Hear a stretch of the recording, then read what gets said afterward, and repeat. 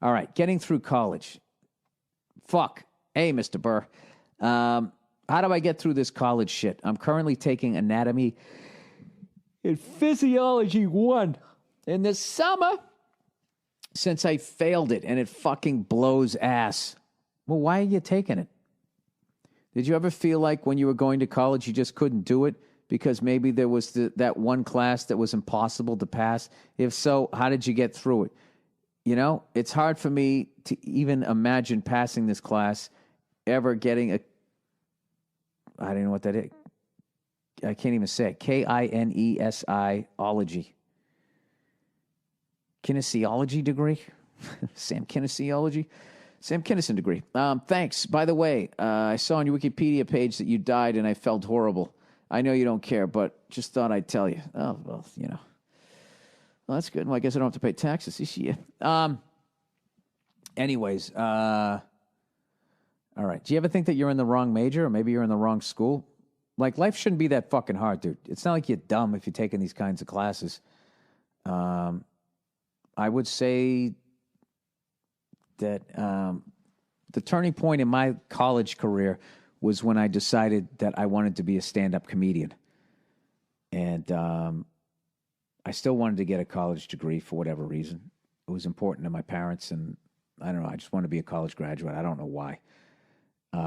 So I got out of the college that I was at, and I transferred to Emerson College, which was more of a performance school, and people made movies, and there was acting and radio and all of this shit.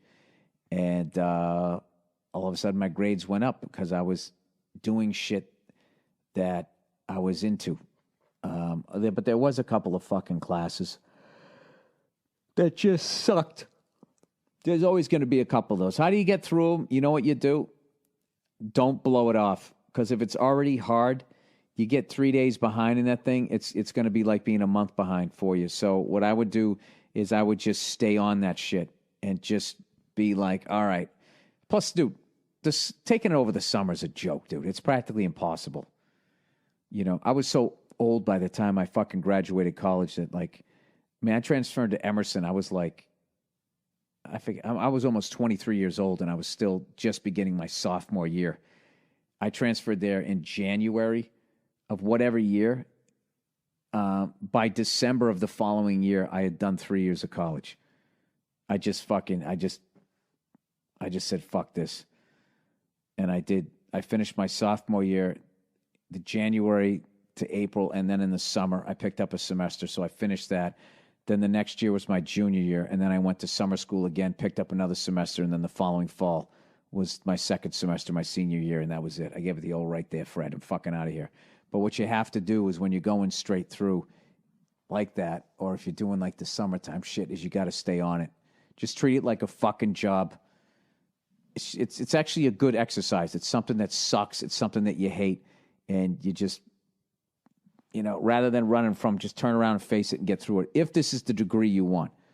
But sometimes if it's that fucking hard, it means that you're a square peg trying to go into a round hole, and you need to go after what you really want to fucking do. Because, you know, when you do what you want to do, you have a passion for it, and it's easy.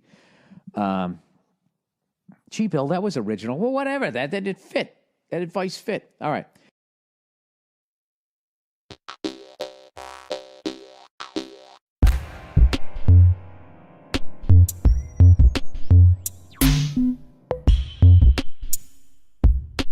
All right, girl. Wow, this guy tried to write girl is fucking with my head, and she's so fucking with his head. He wrote girls if fucking with my head. Dear Billy Bats, a few months ago, my waitress at a Mexican restaurant caught my eye with her cute smile and warm personality. I asked her out, and things are going great. After 2 dates, we were having sex, and I love spending time with her and making her laugh. She's also joining the Air Force, and she used to ask me advice because I'm in the Marine Reserves.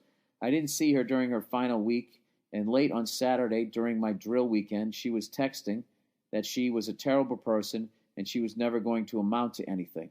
Sounds like she fucked around with it on you. Sorry. That's just my paranoia. I consoled her, and she sent a 2-page text while I was asleep.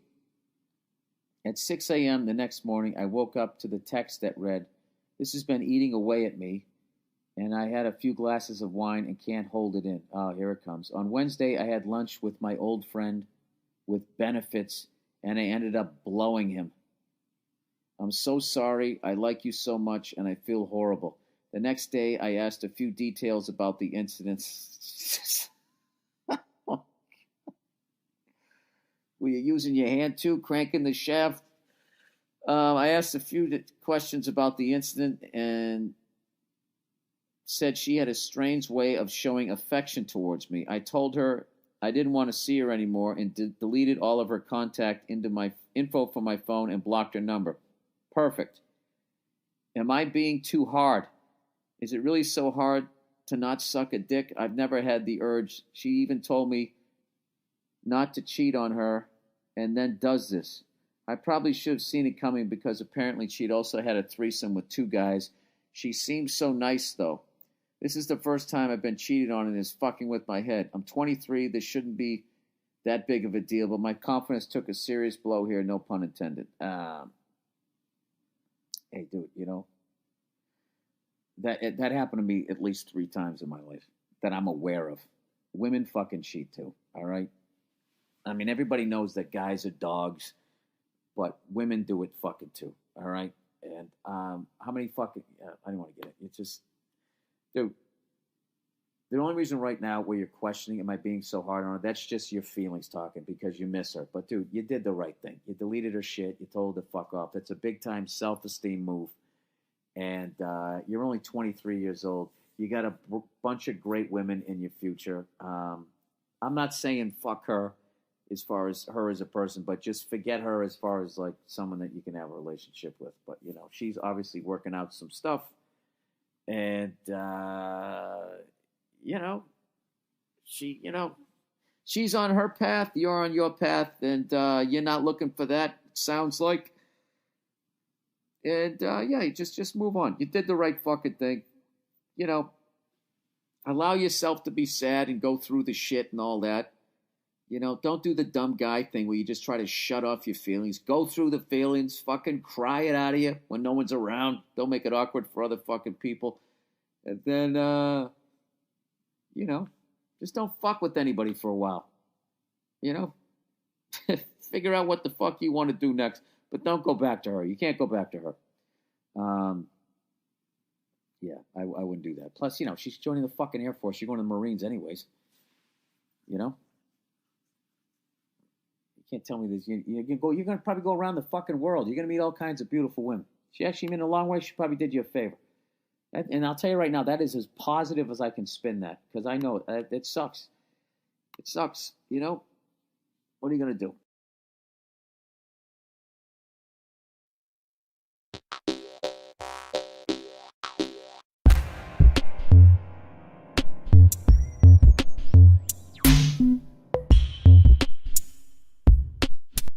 Okay, X-Men billboard.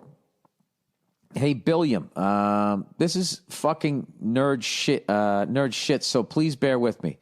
There's a new X-Men movie, and Rose McGowan, the chick who used to date Marilyn Manson, has her tits in an uproar over this billboard because between Mystique, a woman, and Apocalypse, a dude.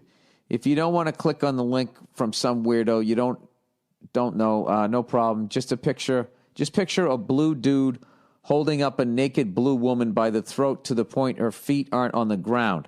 Context: Apocalypse, the dude, is a badass villain in the movie, and Mystique, the woman, is the leading lady and badass heroine in the movie.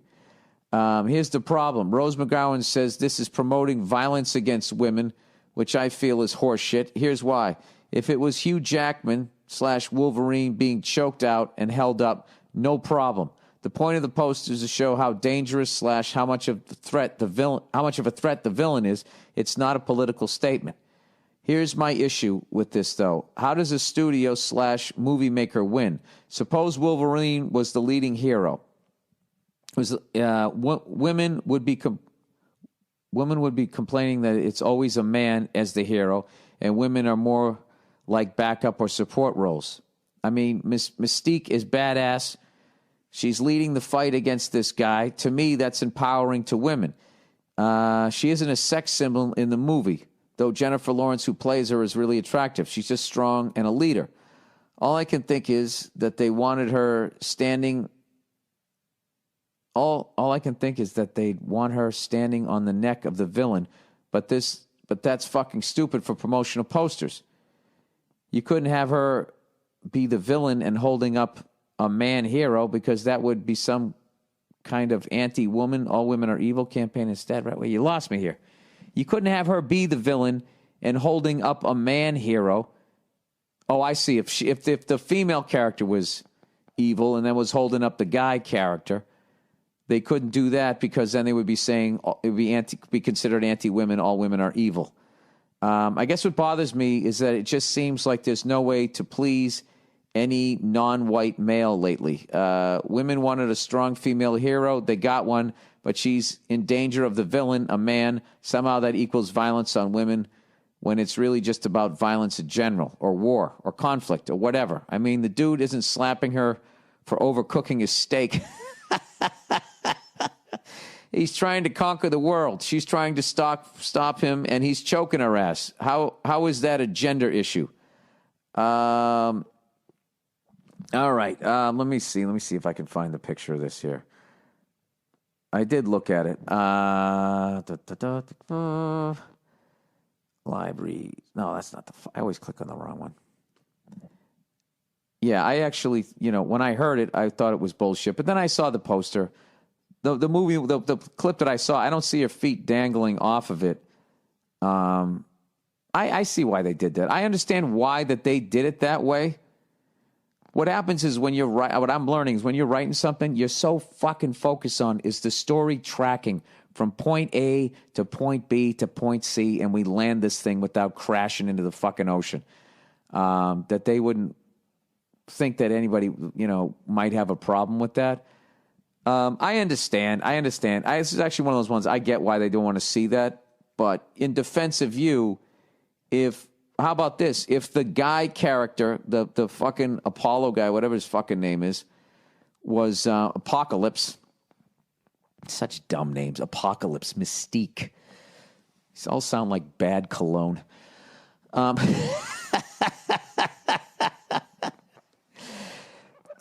Anyways, if Apocalypse was holding the Wolverine Hugh Jackman by the throat, now would that be promoting male-on-male violence? Would there be more barroom brawls because of that?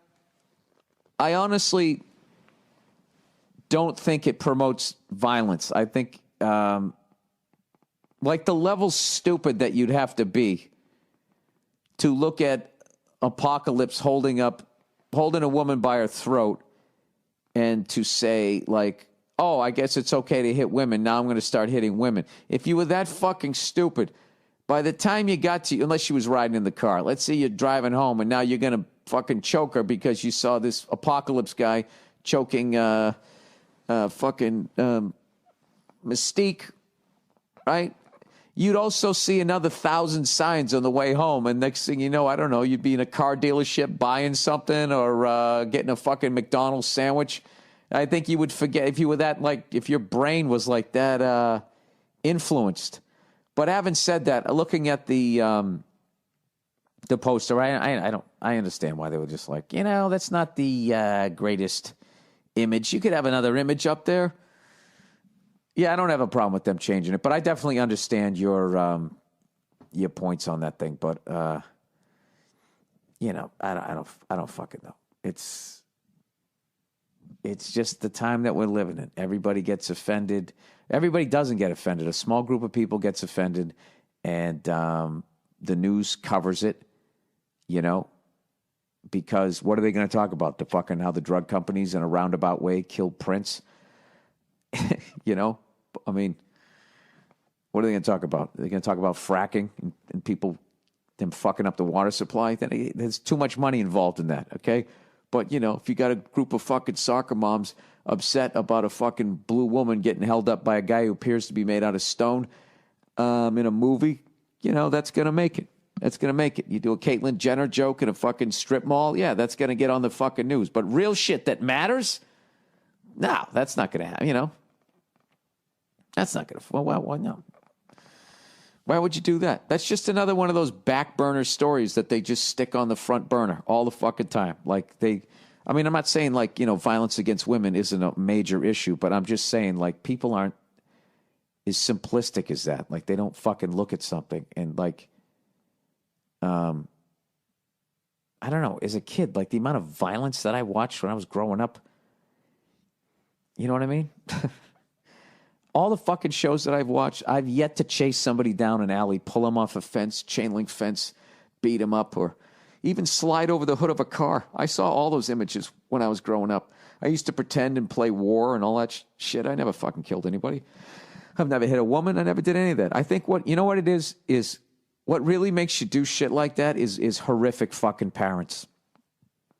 I think that's what it is. And now they're trying to blame the signs. The sign that's going to be up for all of fucking 2 weeks when this movie's out, as opposed to your dad and mom and their relationship that you grow up for the first 18 years of your life fucking watching. But, you know, you can't blame those people because those people buy things on the channel. You know what I mean? So you always give them a pass, and then you rub their balls and you call them Joe Sixpack and fucking the true heroes. You know, they're always rubbing their balls like they give a fuck about them. They don't. They just want their money. You know what I mean? That's why corporations act like all of these non-crises are absolute crises, because they don't want to lose a fucking dime. So if anybody bitches, anybody moans, anybody complains, they fucking cave in. And then a lot of these groups are aware of that. And when they get to get a corporation to cave, it gives them like it's almost like a video game. It gives them more life. And they're taken more seriously. So it's a giant fucking game. You know, at the end of the day, it's two people that don't fucking exist. But I don't know. There's a look on her face. She doesn't look badass there. It makes me feel bad for her, and I want to help her. So maybe what they should have done, she should have had a more fucking Ronda Rousey look on her face. And maybe was pulling back on his fucking, are those cornrows? What the fuck does he have? Or is that wavy hair? I don't even know what this guy's made out of. His fucking claymation hair. She should be like, you know, maybe gouging his eyes a little bit. I don't know. I was kidding who. They'd still fucking complain. If you really want to get him going, just have that picture right there, that image. No, I'm not even going to tell you to do that. Because there's no sense of humor anymore. I was gonna say that maybe you could take that image and say like, no, don't, Bill, don't. It's don't. Ask me at a show. I'll tell you what I was going to say. All right.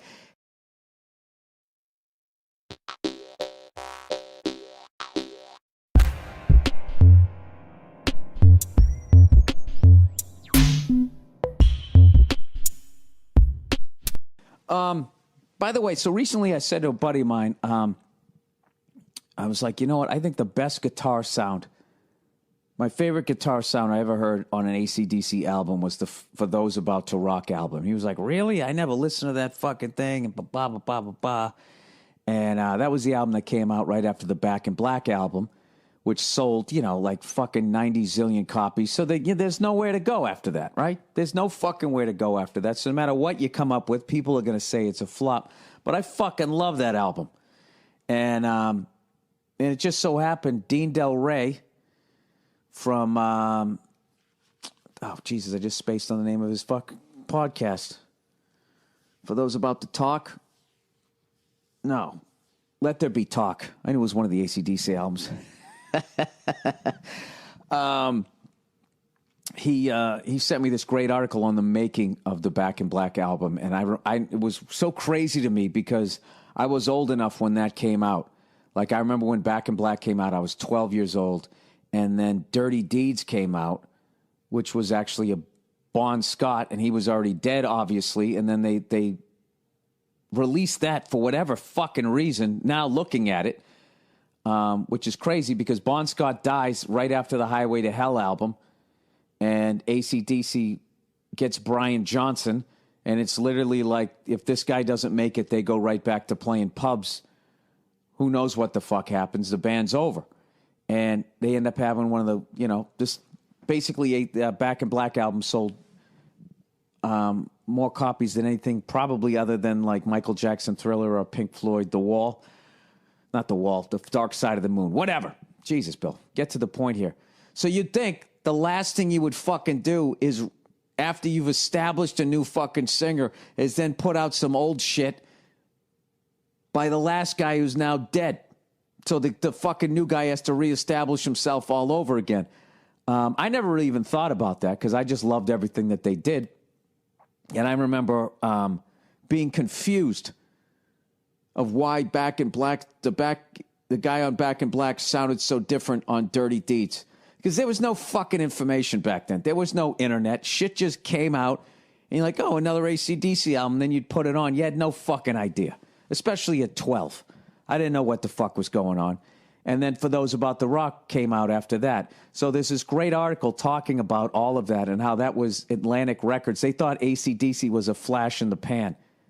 And they thought the Back in Black album, I don't know how the fuck you make an album as great as that. You don't think that they have anything else left in the tank. So they were like going, well, let's strike while the iron's hot. And they fucking put out Dirty Deeds, and the band didn't want them to. It had been released, I believe, in Australia and then also in England under a different fucking name. I forget. I used to know all this shit when I was super fucking AC/DC nerd. And also I hadn't talked on a cell phone for 20 years, so I had a memory. But then For Those About to Rock came out. And I remember this fucking kid in gym class going like, you hear the new AC/DC album, Those About to Rock? I was like, I haven't heard it yet. He goes, yeah, it fucking sucks.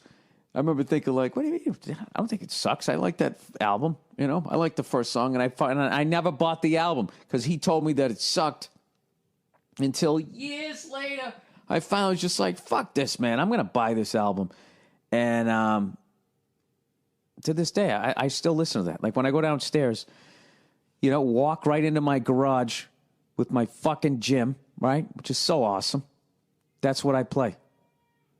That's what I've been playing lately. And it's fucking hilarious. Like I literally, when I go to my gym now, which is just like back in the day when I lived in my parents' house and I just would go down to the basement and I would play either Appetite for Destruction, the whole fucking album. I used to play that whole album, lift to it, and then I would go play drums to it. Or whatever album I was into, I would lift weights to the entire album, and then I would play drums to it, or try to. So I'm in the middle of doing that. Yesterday, it was fucking, benching day, your favorite fucking day. The only fucking exercise you really keep track of what weight you're putting up. And I had a flashback. I was half asleep, you know, writing all day, and I try to get the workout in before I go into the writer's room so I don't become a fucking fat, pasty fuck.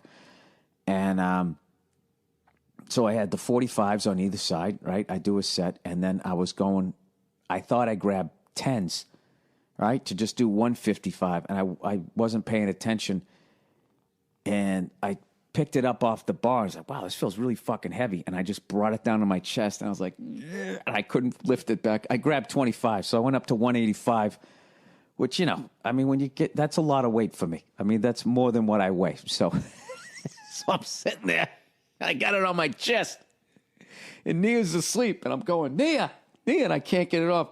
It took me back to the days when I was living at home with my parents, and I'd be going, Mom, and she'd be going, I'll be down there in a minute. And I'd be down there like with fucking 185, 190 sitting on my fucking pasty chest trying to get it off.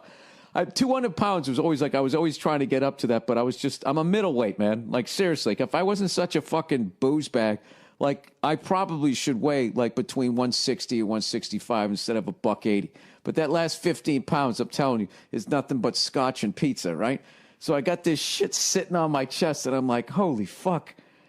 I didn't have clips on it, but I didn't want to dump it off to one side, you know, when you do that, and then you get fucking whipped around because I was worried I was going to fly into the mirror, right? So I ended up having to roll the thing down like back in the day. And there's that brutal part where it gets right on your fucking hip bones, and then you got to do the little up and over your junk before all the weight rests on your fucking thighs. Oh, it's the worst. I hadn't done it in so long. And the closer it gets to your kneecaps, and then finally you got to do that fucking thing where it just scrapes your knee bones, and then boom, hits the floor. And yeah, I did that as a 47, soon to be 48-year-old man.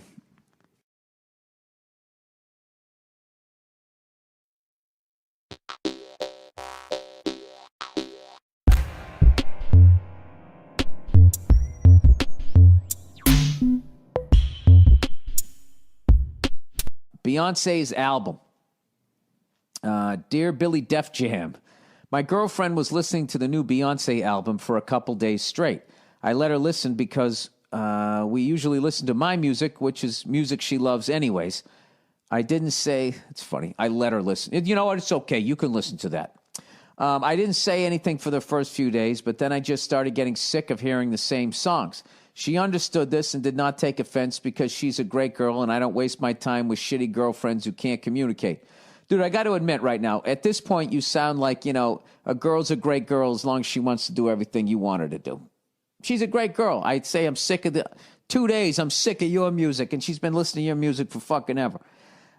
Maybe I'm reading into this. Anyways, later that night, we're at a bar with her friends, or with her friend who has a really annoying name that rhymes with Smalline.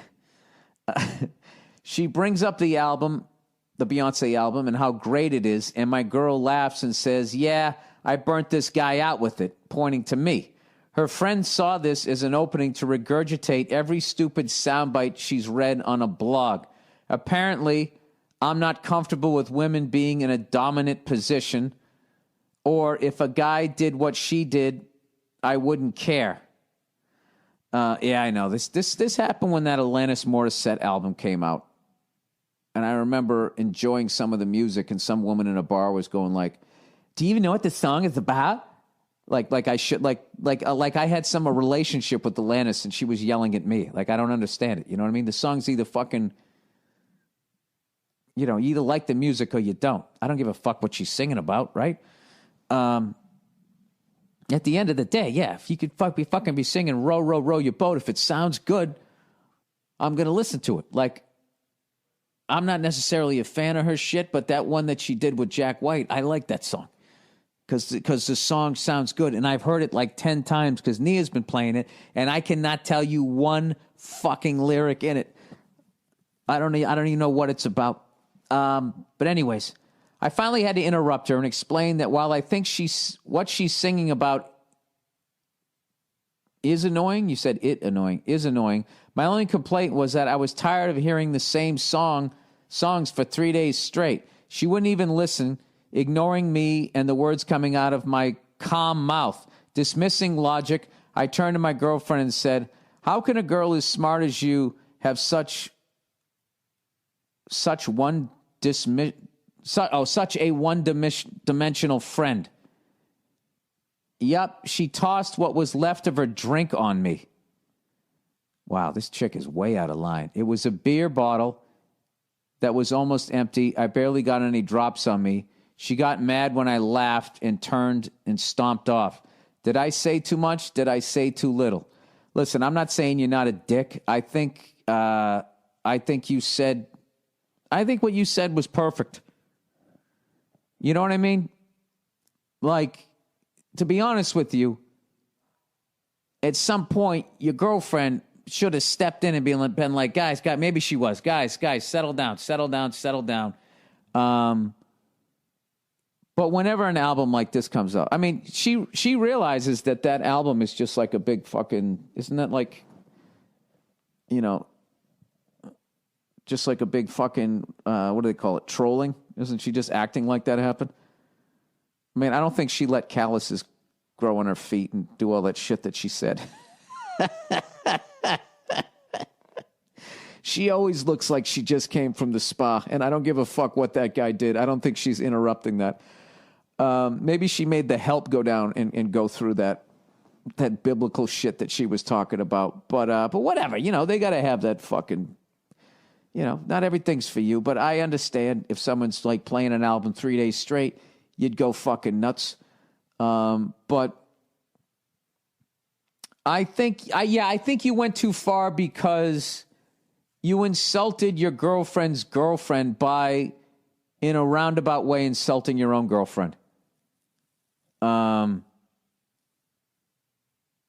But that you have to understand, like, women like that, like in this day and age, like this is like, they're so into that shit that you're not going to convince them one way or the other. That's like the type of person that acts like an asshole and just goes, guys are intimidated by me. And at no point are they ever examining like their own behavior.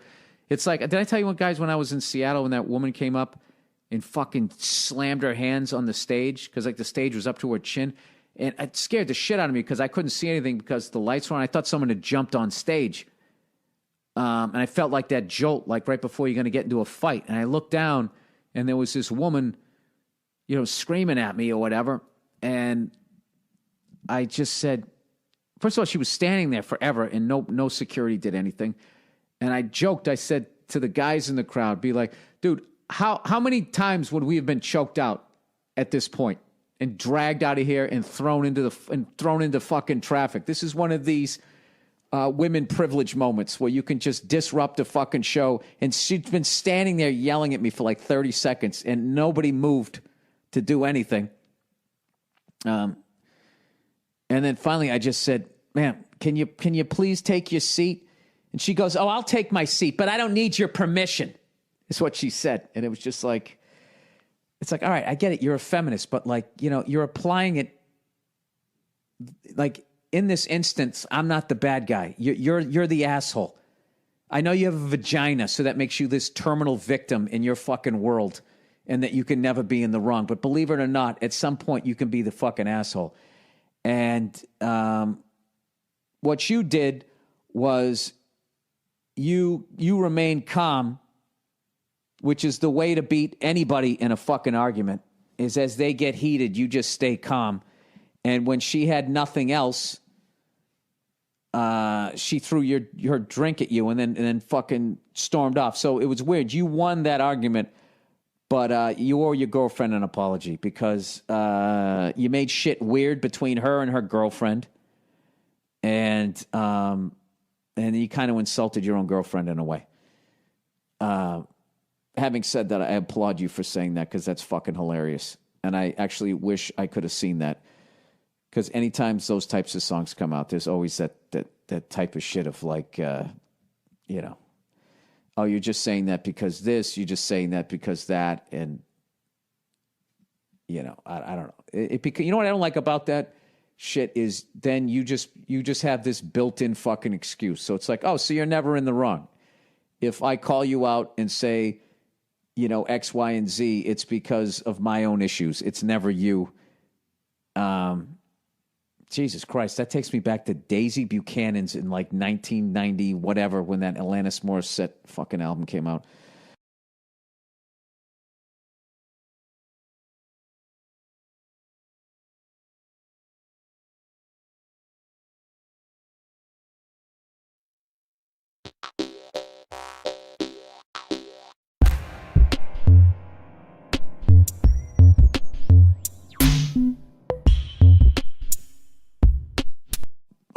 Boxing or porn? Jesus Christ, there's a fucking wide variety on this one. Dear Bill, I'm facing a dilemma in my life, and I was hoping to gain an outside opinion. I'm a 20-year-old male, and I've always had aspirations of becoming a professional boxer. However, I have a problem. I fear that I'm addicted to sex. What? I already don't believe this. This is such a fucking left turn. I don't even believe. This is causing problems in my relationship with my fiance. I'm absolutely in love with this woman. She goes out of her way to make me happy. Sorry, I got the hiccups. I wolfed down my breakfast before this. She goes out of her way to make me happy, sacrifice so much just to be with me, and also pleasures me often.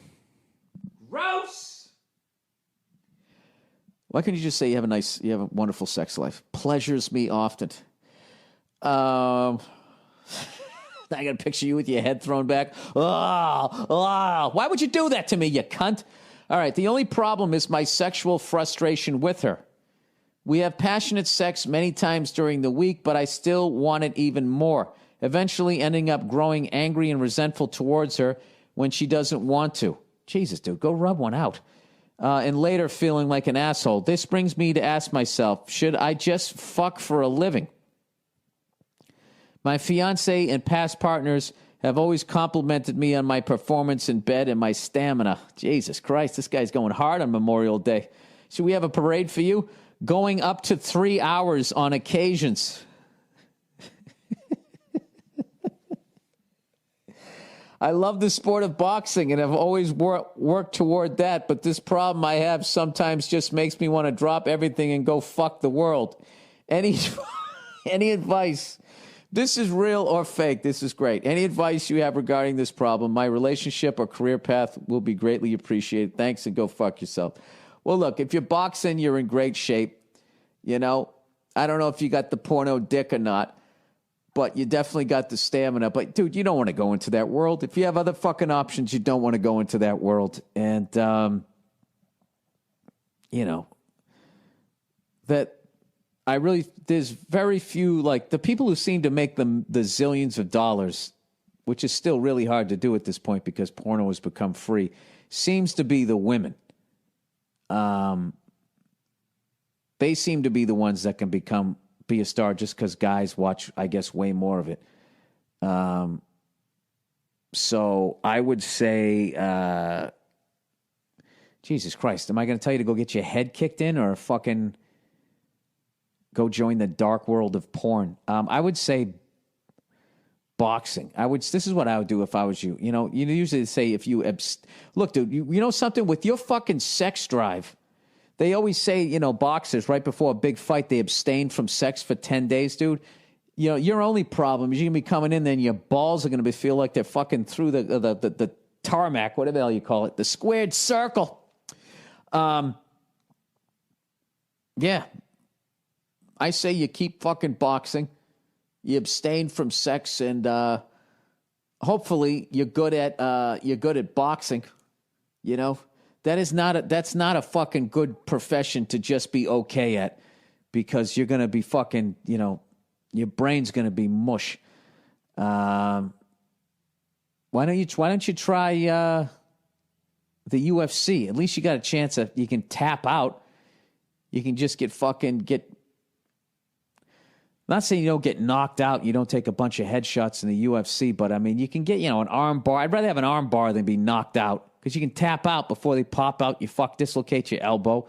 You get choked out, which sounds horrific to me, but every professional fighter I've ever seen is like, dude, I'd much rather get choked out than knocked out. You just go to sleep, and then the ref stops it. You're fine, right? I got to tell you, that's one of the oddest questions I've ever had.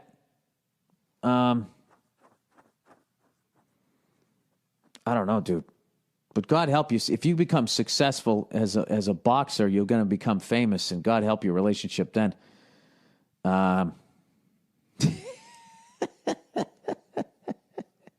There's no way to jerk it out of yourself. Go out and lay on the front lawn like one of those sprinklers.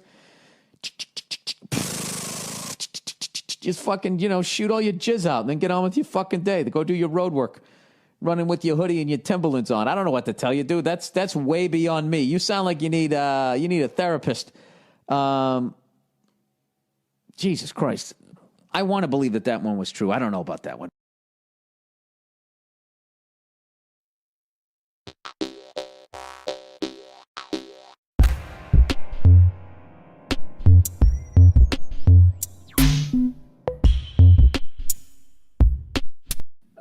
All right. Here's another one. Jesus Christ. Can't come.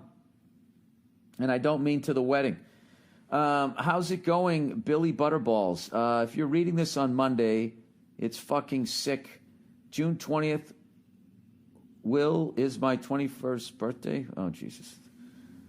I don't know what's going on here. Great gift hearing you read this. Well, you're not going to hear it until fucking Monday anyways. All right, I'm emailing today, though. I was with this girl last summer. Some good sex, no big deal, but we didn't have anything going on during the year when we were at college. Well, we're back at it this summer, but the thing is, I can't come. I mean, I'm doing good, pretty good, ppm, pumps per minute, but I just can't finish. Now, I know you're not a doctor, so not going to ask you why, but how should I go about this? I think she's getting self-conscious, but she's a hard 8 and I'm a soft 6. She's hot. It's not her fault. Daddy can't finish when the pressure is on. How should I be playing this? I can only laugh it off for so long. I'll try not jerking off too. Maybe that'll help. Any advice? Thanks for the read, man. Hopefully I'll be able to come check you out when you come back East Coast. Maybe Baltimore on Sunday. Go Sox. Go fuck yourself. Don't rub one out. If you're watching too much porn, maybe that's a problem. Or maybe, you don't want to be in a relationship with her. And that's the weird way your body's reacting. Like you're wasting time. So we're not going to fucking, I don't know. There's a bazillion psychological reasons. But I just don't rub one out for a while, This is another thing, too. Women are they're very forgiving people. I wouldn't laugh it off. I would talk to her about it and just say, listen, obviously this is happening. It's bothering me. I'm feeling pressure about it, and I'm also feeling like in a roundabout, I just don't want you to be taking my issue on. Like there's something you're doing. You're not doing anything wrong. There's something going on with me. And then she'll be like, well, maybe you should go talk to somebody about it. And because you're a fucking Red Sox fan, I'm assuming you're from the Boston area, you don't want to go to therapy. And even if you do go to therapy, it's not going to help because you probably have enough Irish blood in you. And they've always said, who is that fucking psychologist that said the Irish are like immune to therapy? I don't know. If you like this girl, I would definitely talk to her about it. But there's no reason to put any pressure on yourself. You know what I mean? Just don't rub one out. Don't watch any porn. Just, I don't know. Just let it back up. I don't fucking know. I'm not a doctor. Jesus Christ, Bill. Jesus Christ.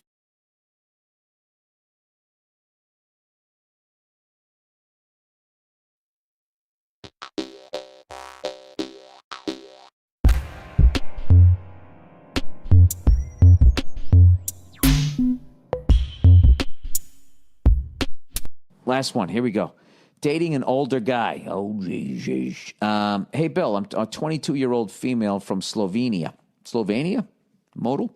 Thank you for the podcast. It makes me laugh out loud, which not many things can do. That's fucking great. I would love to go over there at some point also. That Eastern European tour is going to fucking happen. I just have to have time in my schedule because all of those countries I've never been to. From fucking Lithuania and fucking Astoria, whatever the fucking that other one is up there, all the way down through Romania and back up. All I know is if I can fucking somehow get over and then see all those countries, get a bunch of different stamps on my passport, I'm into that shit. Plus, I heard one of those places like Prague or something has all those Art Deco, all that Art Deco furniture that all the places over here, they order it from for nothing and then jack it up over here. What am I going to do? Buy a desk over there and then ship it fucking around the world? Like I'm going to save any money? That's a stupid idea. Anyways, I'm 22 years old. Okay, I would love to hear your take on my situation. I'm a university student and I play sports professionally here in Slovenia. Keeping busy, working out about 8 times a week. My first coach since I was like 12 years old is now my really close friend. Oh my God. His name isn't Woody, is it? He's since moved on to coach internationally. I almost said couch. Coach internationally, but we still keep in touch. He knows me from when I was a little girl, and he used to always tell me I was like his younger sister. But recently I noticed he switched his approach. Gross! He's a 35-year-old single guy. Oh, my God, the fucking red flags. I can barely see the type here anymore. And he only comes to Slovenia in July through August. We were always able to talk for hours, tell failed attempts at dating to each other, and generally get along better than I have ever got along with anybody in my life so far. He's always makes me laugh, compliments my personality and how good I look, but never in a creepy or disturbing way. Okay, all right. My experience with guys my age was never like that.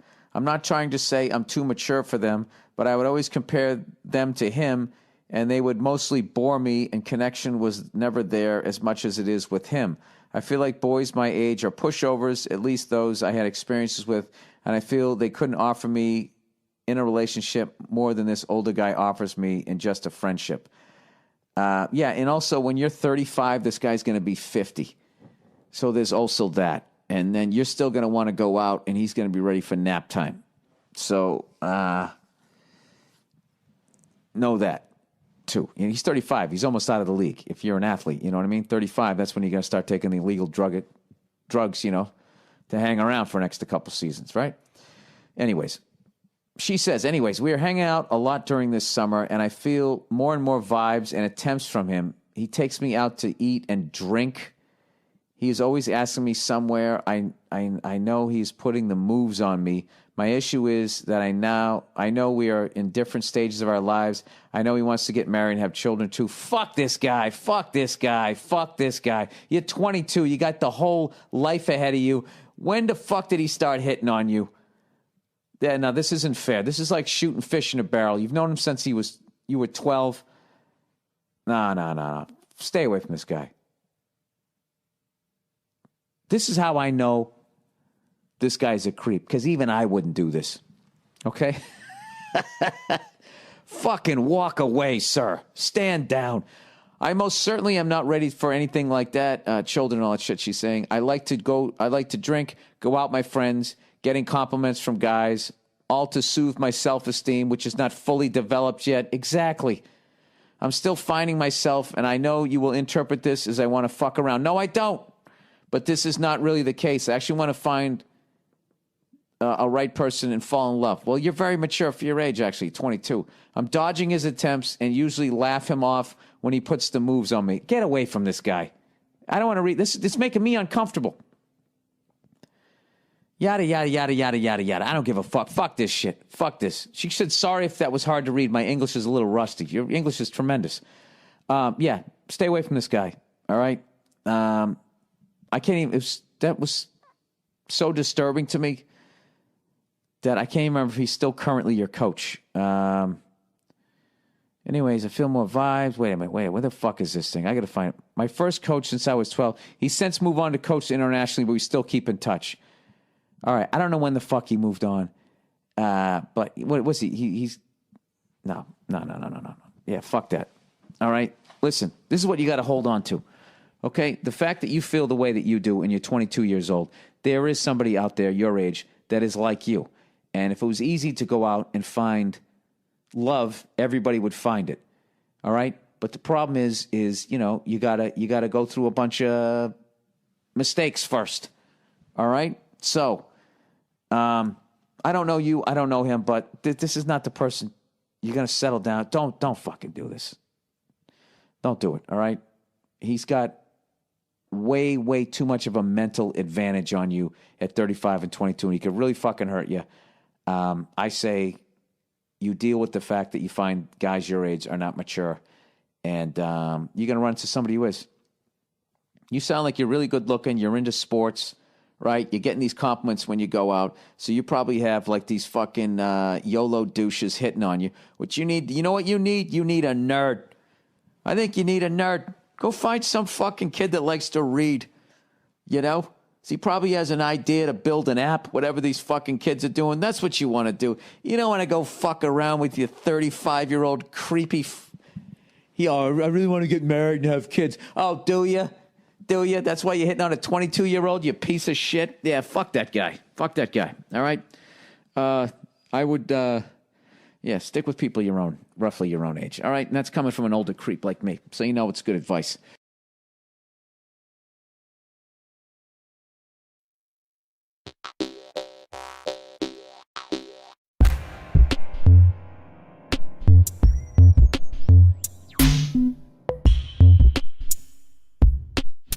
Fiance's wedding plans. Hey there, Billy Blue Band. Blue Bland?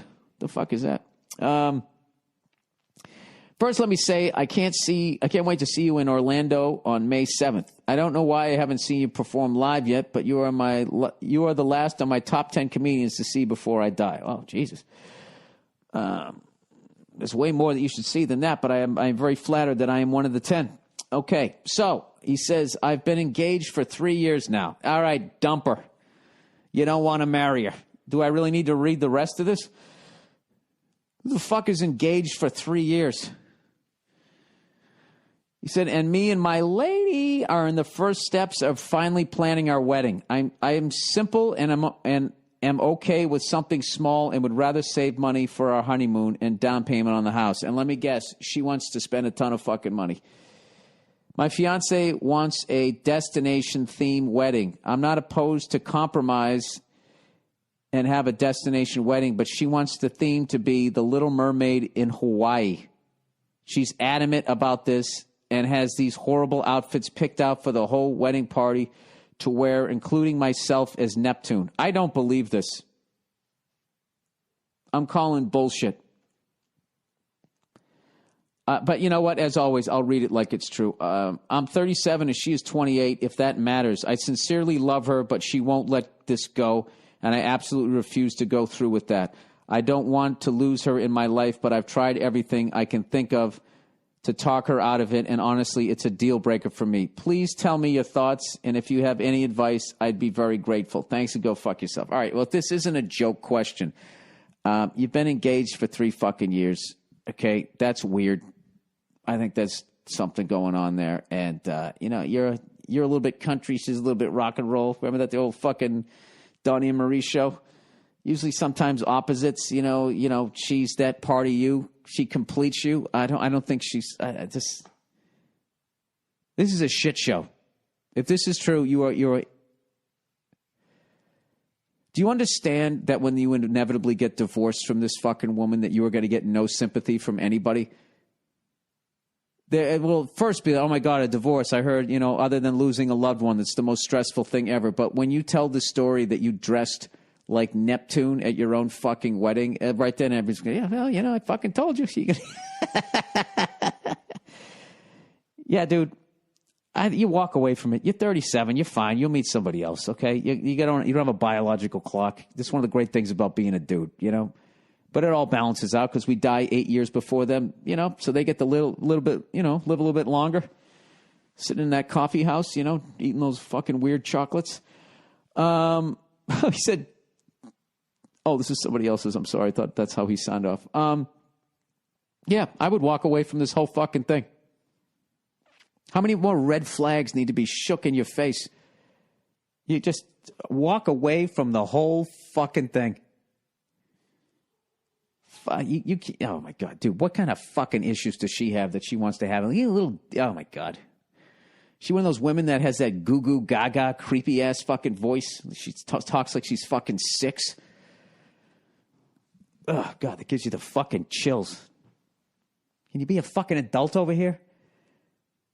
What if you wanted a Scooby-Doo themed fucking wedding, right? You wanted her to dress like fucking that, with the Janine Garofalo redheaded one, and her sister to dress like Daphne, and you were going to be fucking Shaggy. And the best man was going to dress like Fred with that scarf around his fucking... Why I don't believe that question. I just don't, okay? And if you fucking marry her, you deserve it. And when you come crying up to me, I'm going to steal from that fucking tour. I fucking told you.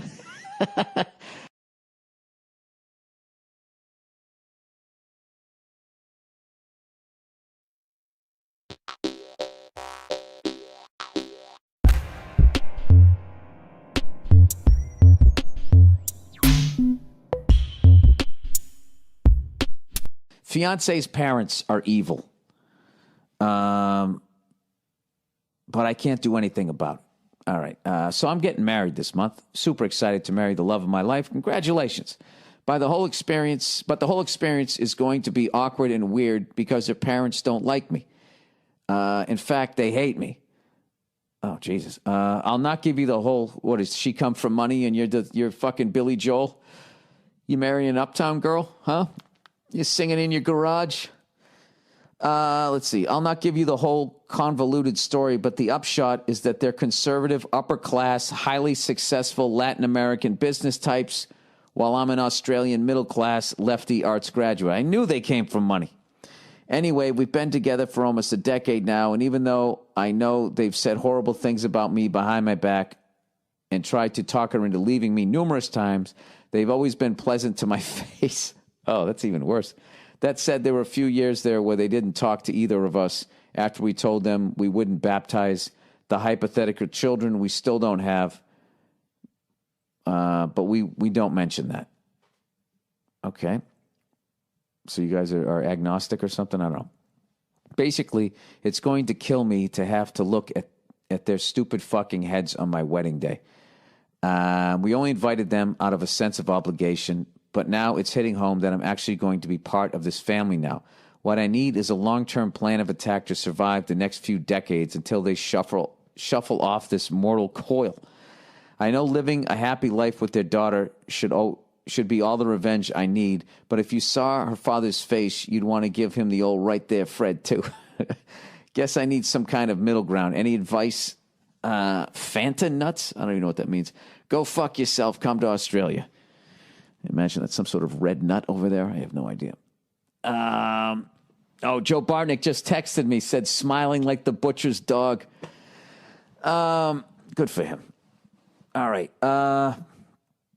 Any advice? The most important thing that you said there is that you're realizing that you're marrying into this family. And that is something that you never really fucking think about enough. I don't think enough people do until you just picture this person is going to hold your child someday and want to take the kid to a ball game, or whatever. So there is that. But I don't know. The only way to do it, there's one way to do it. You could just try to kill the guy with kindness, or you could just sit down and look at the guy and just say, look, man, who's kidding who? I know you don't like me. I know you're just being polite out of, respect for your daughter or whatever. But you don't have to be nice to me anymore. We can see each other on the holidays or whatever. Anytime you want to come over, don't say that. You don't want them coming over. Jesus. That would drive me nuts if the guy was being phony nice to me. I would, at some point, have to say to the guy, listen, you don't, maybe just say that. Go out golfing with the guy and just say, hey, listen, man, I don't want to be any more of a thorn in your side than I already am. Just know that you don't have to pretend to like me. Okay? Then he just fucking walks off the first tee. I got to be honest with you, dude. I don't know what to tell. These are tough ones, man. This is really fucking... How close do you live to them? That's another one. If you guys live a state away and you only see them 3-4 times a year, you can tough out a couple of weekends. You know what I mean? However, if they live right down the fucking street, and then they don't approve of you, and then you have a kid, and then they're going to question how you're bringing it up, and they're already getting involved. I can tell you this, they're already way too fucking involved. All right? This is the deal. You can say whatever the fuck you want about whoever your kid's dating until they get married. Once they get fucking married, you got to back off, unless it's obviously something horrible. One person's abusing the other person, but they got to back the fuck off. So maybe you got to have that conversation. Just be like, listen, I know you don't like me, but I love your daughter and she loves me and we got married. So you need to deal with that. Yeah, fuck him. Yeah, you need to deal with it. We got married, all right? So I don't need you coming over here giving me the fucking stink face in my own house. All right? You already did it once. You do it again, I'm going to take your head, I'm going to stick it right in the fucking icebox. All right? I fucking had enough of you. Yeah, fuck this guy. I have no good advice for you, sir. I don't know what to tell you. I just hope it works out. But don't take any shit from the guy.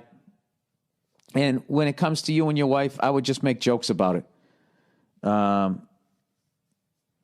be like, hey, I'm going to go hang out with your dad today. She'd be like, really? No, he hates me. Remember? Whatever, just keep it light. But don't joke about it too much because then she'll say, but it really bothers me that he doesn't like you. I want everybody to like each other. Sir, I think you're going to be okay, but I'd be lying to you if I didn't tell you that 17% of me thinks that you're really fucking stepping into some shit here. But you know what? Everybody who gets married does, so good luck to you.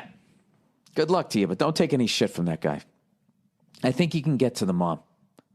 You can charm her, right? I bet you can charm her. And once women are more forgiving, right? Until they're not, and then they'll fucking kill you in your sleep. But generally speaking, they're fucking more forgiving. And I think if she really sees the love between the two of you, she could back off. And then that's what you do. This is what you do. You divide and conquer. Fuck him. All right, I think I'm onto something. Fuck that guy. Make her mom love you. All right? That's it. And then she'll start nagging at him, and he'll either go one or two ways. He'll either give in and eventually like you, or two, it'll fucking eat him up and he'll die sooner. All right, Jesus. Had to go all the way to there, Bill? Yeah, evidently it did. All right.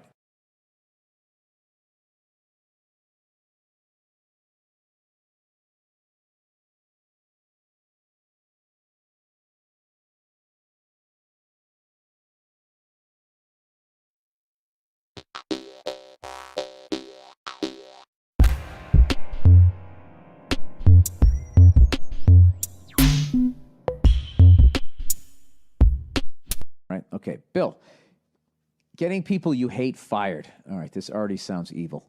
Hey, Bill, love your shit. I'm almost 30. Mistakes are made, and now I work at a shit factory. I shovel literal shit with a payloader for about 10 hours a day, which isn't so bad, but it's made worse by my terrible coworkers. It's a small operation. Everyone is about twice my age, and for the most part, they are pretty average blue-collar guys.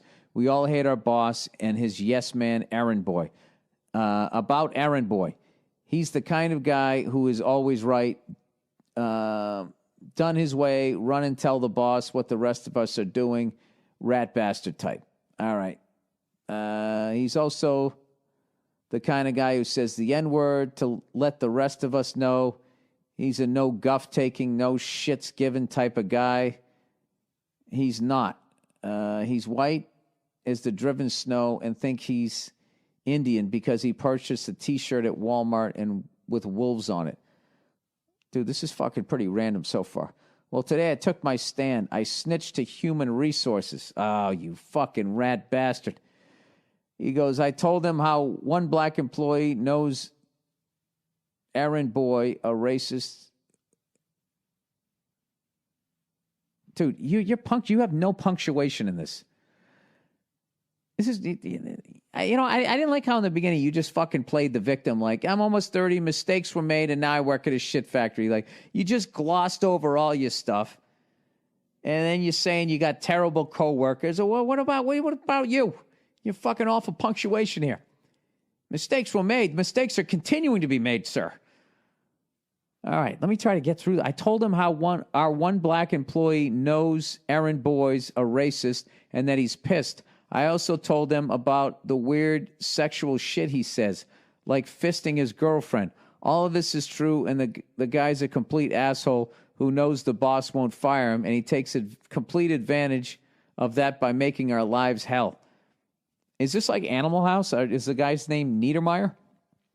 Anyway, I come home and smoke some weed because that's what you do when you shovel shit, and now I'm feeling shitty myself. I hate the guy, and I really hate my boss. But sure enough, human resources called me, and I could sense their panic. My money's on their firing him. Everyone else at work wants him gone and is hoping he gets fired, but now I'm starting to feel bad. He's an asshole who I hate, and I feel like I'm sticking it to the man, but that I go too far. I don't know. I'm not big on ratting people out, to be honest with you. Was there a way that you could have gone to him and just said, hey, listen, not for nothing, I don't want to listen to you dropping the N-word, and I don't want to listen to you talking about fisting your girlfriend. That has nothing to do with the job, okay? And then he would make your life unbelievably, and then that's what you should have done. You should have come in, all of you guys should have just approached him, right? Like Mickey Rourke at the end of Popage of Greenwich Village. Because of a tape. I took off a fucking dead cop, right? You just come up to him and just say, listen, here's the deal. Okay, you're still our supervisor, but no longer are you dropping the N-word, and no longer are you talking about fisting your girlfriend around us. We don't want to hear it anymore. You understand us? If you do, we're going to human resources. All right? What a fucking creepy name. Human resource. So fucking disgusting.